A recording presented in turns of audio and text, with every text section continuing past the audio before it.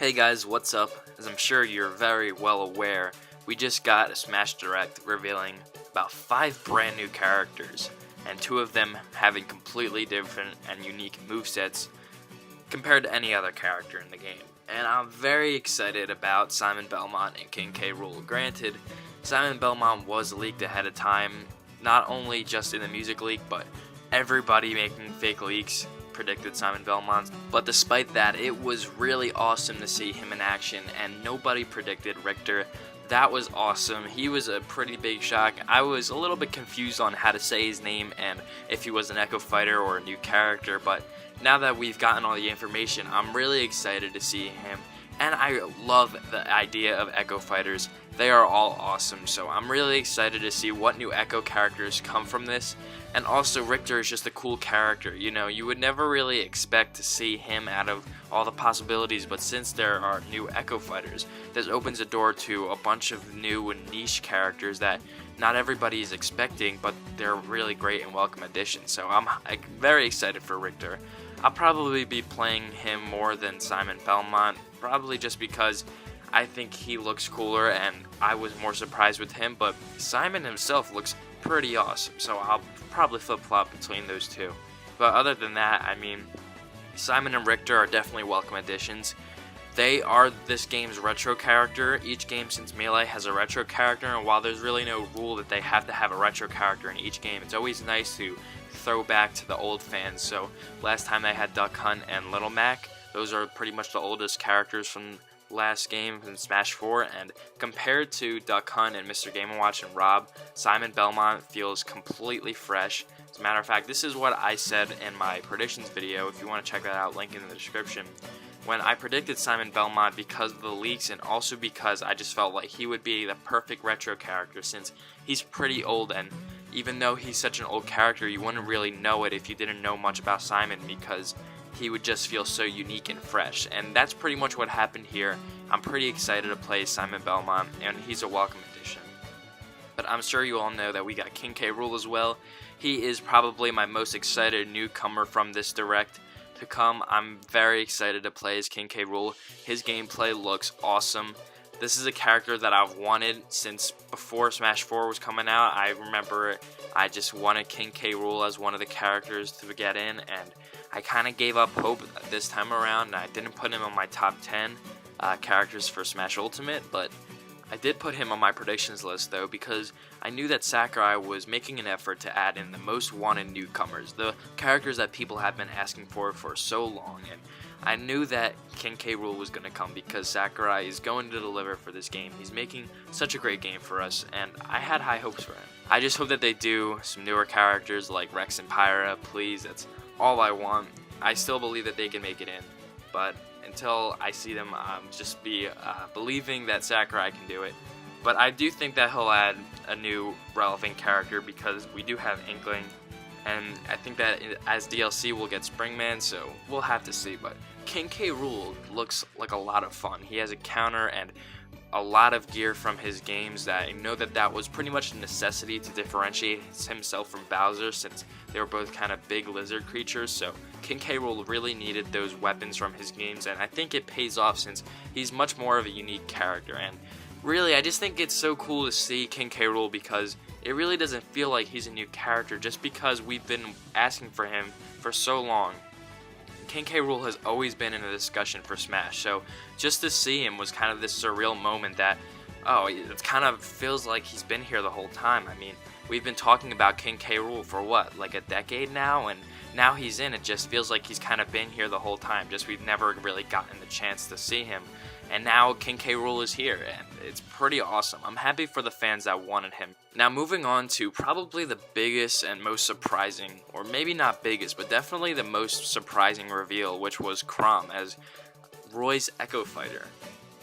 Chrom is another character that I predicted in my predictions video, but I thought he would be an Echo Fighter of Ike, not of Roy. But we'll talk more about what defines an Echo Fighter later in this video. But pretty much, I think that Chrom deserves to be in Smash. I know that a lot of people are salty that we're getting another Fire Emblem character, but you have to remember that Chrom represents the revival of Fire Emblem, and since this is a game of representing the biggest and most important relevant characters of Nintendo, I think that Chrom deserves to be in, as he brought back Fire Emblem from being pretty much a dead franchise. He saved Fire Emblem, and I know that it doesn't really make sense that they have so many characters, but I think that it's a welcome addition for me as a fan of the Fire Emblem characters, and I do respect the addition of Chrom in the game. I definitely think that he deserves to be in Smash. I'm not gonna lie to you, back when I saw Robin's reveal trailer and Chrom said maybe he'll get his chance another day, I never thought that he would be in. And I'm sure a lot of people didn't, but since Echo Fighter started becoming a thing, I started to really believe in Chrom getting in. It made a lot of sense to me, and now he's in. So I'm pretty excited that I was able to predict that, but also because, you know, Chrom's an awesome character, and I definitely think he deserves it. But the reason why I think Chrom fits is pretty much because I don't think we're getting the new Fire Emblem character from Three Houses. I think that if we were, we obviously wouldn't be seeing Chrom. Now, I think everybody agrees that we're not going to be seeing a brand new Fire Emblem character at launch, but even as DLC, I don't think that Sakurai will find the worth in adding another Fire Emblem character. I just think that he'll skip out on that. Even though it's possible for him to add in the representative from Three Houses, I just don't think he'll do it. Nintendo really pushed for Corrin to get in, even though he really didn't have plans for it, so that's why Corrin got in. And Corrin is probably my favorite character, but even Sakurai wasn't really planning on adding more Fire Emblem characters if it wasn't up to Nintendo, and I think that Nintendo this time is just letting him do whatever he wants. It's up to him, so I don't think they'll be adding the Fire Emblem Three Houses representative. So I think that what we have right now for Fire Emblem is what we get for Smash Ultimate, and to me it looks pretty good. You know, we have Marth and Roy and Ike. Those are kind of the older characters, and then we have the new generation of Fire Emblem with Chrom and Lucina and Robin and Corrin. So I think that we have a mixture of both old and new characters, and this roster looks pretty great to me. I think we're good for Fire Emblem characters, and that by the time that Smash Ultimate is released, I think that when we look back on Smash Ultimate about 5-10 years from now, I think that it'll really age well, as those will be the Fire Emblem characters from the generation that Smash Ultimate came out in. So I think that it fits the generation, and that we're not going to be seeing more Fire Emblem characters, so I think that Chrom fits in very well. As for Dark Samus is cool. I think that she's a cool addition. I don't know if it's a girl or a guy, but Dark Samus is a cool addition.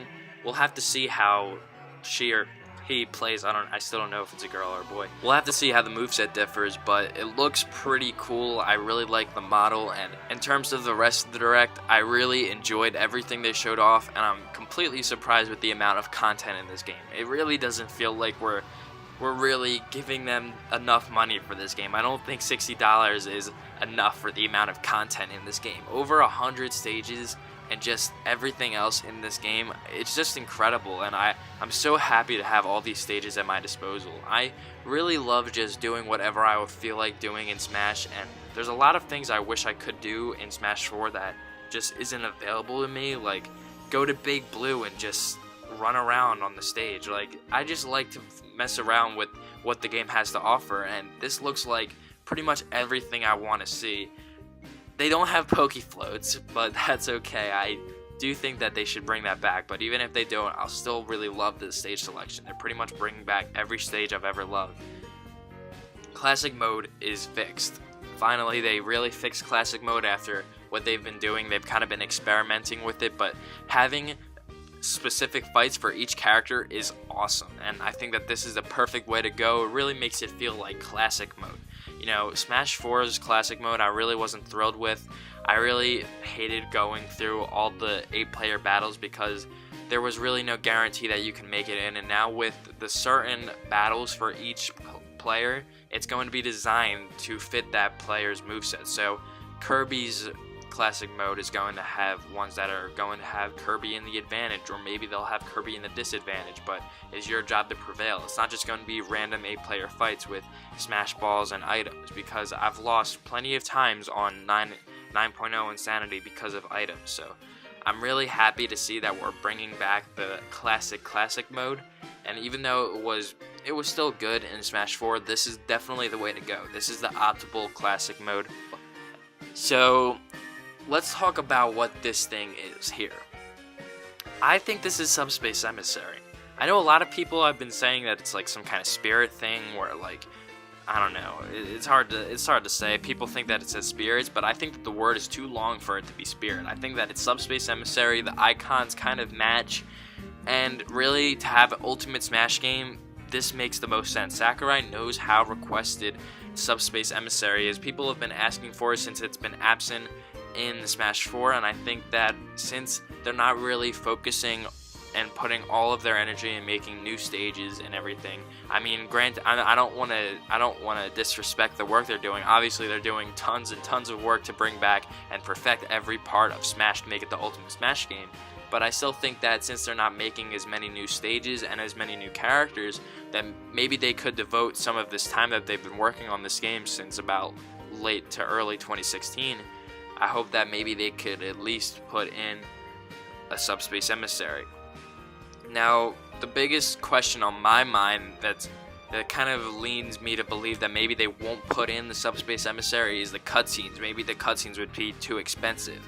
But you have to think about it. I mean, other games have hours and hours of cutscenes in them, and it really doesn't make any sense why Nintendo can't make quality cutscenes for their biggest game. You have to admit that this game is going to probably outsell Breath of the Wild. It's probably going to be the best-selling game on the Switch. I mean, and they know this. Why would they not put all of their efforts into making this the best game it can be? So I don't think money's an issue. I think that if they just wanted to do it and they wanted to make a nice campaign for the fans who've been asking for it, they could definitely do it. I mean, this game's been in development for a long time now. So, I mean, I don't know why they wouldn't do it other than the fact that maybe just aren't feeling it. Maybe they just don't want to do a story mode, and that's understandable. But I definitely think that this is a big single player mode that they're keeping from us. And the only reason why I don't think it's just a regular adventure mode is that I don't think that they would tease something like this if it wasn't so highly requested, but who knows. I think that if this isn't Subspace Emissary, a lot of people are going to be let down because they're just expecting it, but I'm still expecting it. But if it doesn't get in, I'll still be happy with the game.